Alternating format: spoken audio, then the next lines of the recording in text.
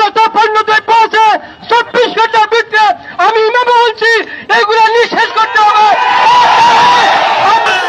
24 ঘন্টার আলটিমেটাম দিয়ে বলতে চাই, যদি আপনাদের দোকানে ইসরায়েলি প্রোডাক্ট থাকে তাহলে আমরা সাথে সাথে অ্যাকশনে যাব। আজকে গোলাপগঞ্জের ছাত্র জনতা সহ আজকের এই প্রোগ্রাম থেকে আমি বলতে চাই, আপনারা আমাদের বাংলাদেশের তরুণদের কোন একটি ব্যবস্থা করে পাঠিয়ে দেন সেই ফিলিস্তিনে। আমরা সেটি কিভাবে স্বাধীন করে আনতে হয় বাংলাদেশের লাখো তরুণ জানে। আমি বলতে চাই, আপনারা আজকে সিলেটে রেখেছেন এই কেএফসি কে ধ্বংস করে দেওয়া হয়েছে। আমি প্রত্যেক ব্যবসায়ীকে বলতে চাই, আপনাদের দোকানে আজকেই যেন শেষ হয়ে যায় ইসরায়েলি প্রোডাক্ট।